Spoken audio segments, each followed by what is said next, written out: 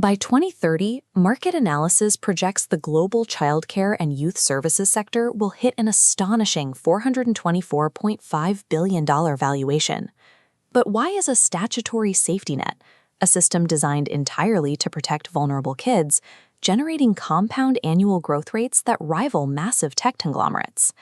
To understand this, we have to look back at the 1990s.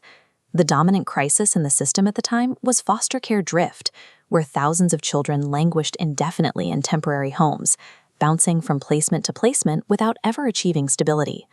In 1997, Congress passed the Adoption and Safe Families Act. With near unanimous bipartisan support, the legislation was designed to solve this administrative paralysis and mandate permanent homes for these youth. To force this permanence, the law introduced a strict stopwatch mechanism. If a child remains in temporary care for 15 out of 22 months, the state is legally compelled to permanently sever parental rights. This applies even if a marginalized family simply needs a few more months to secure stable housing or overcome localized poverty. To accelerate the process, the legislation deployed a federal bounty system. The government began paying states a cash incentive ranging from $4,000 to $10,000 for every finalized adoption that exceeded an established baseline.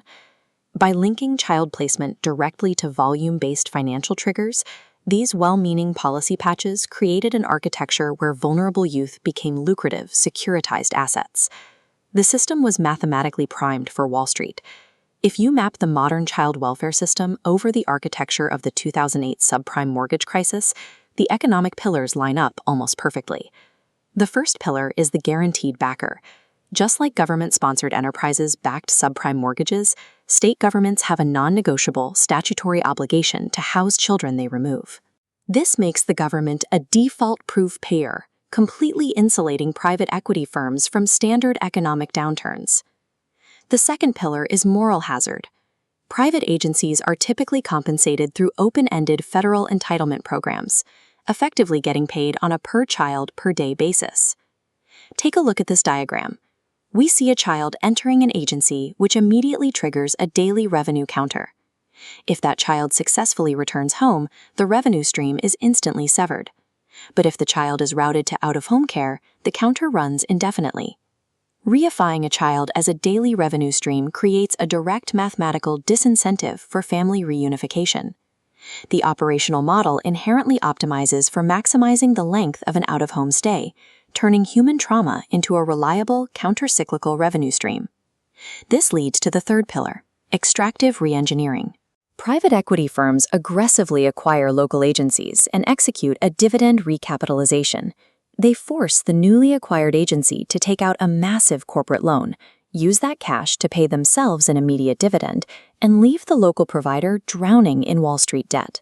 To service that sudden, crushing debt load, the local agency has to slash overhead.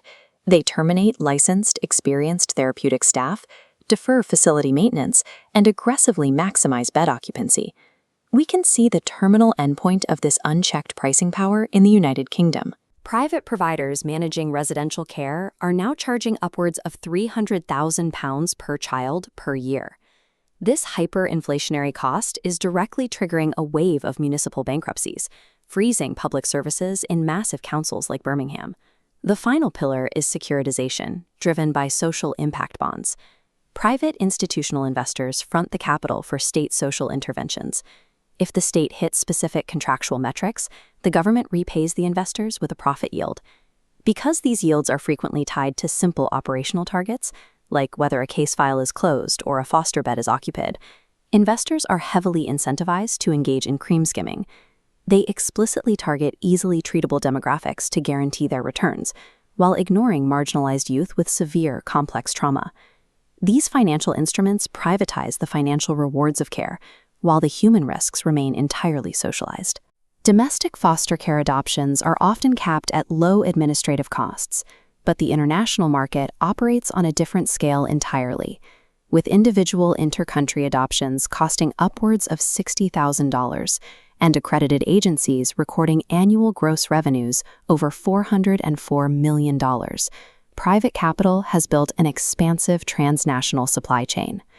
Empirical sociological data shows that up to 80% of children residing in global orphanages are not actual orphans.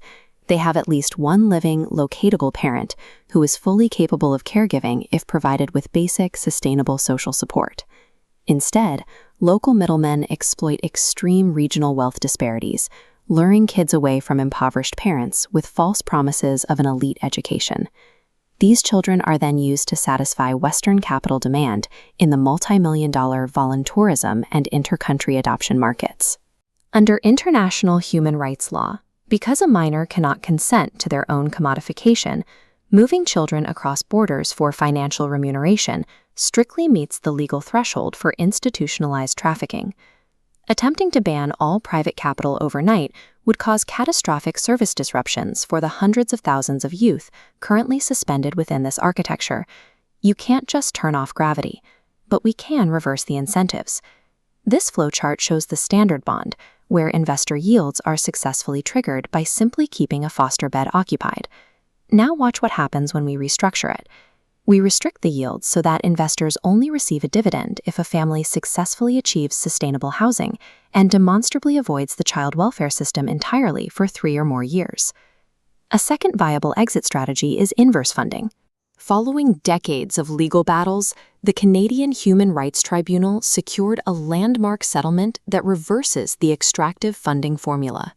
Under this reform, the Canadian government legally guarantees $2,500 in upfront preventive care per child.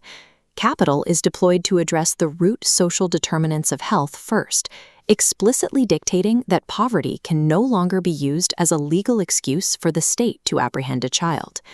The global child welfare system functions as a mathematically optimized economic design. Remediation requires moving beyond theory and legally mandating that capital is only rewarded for structural family preservation.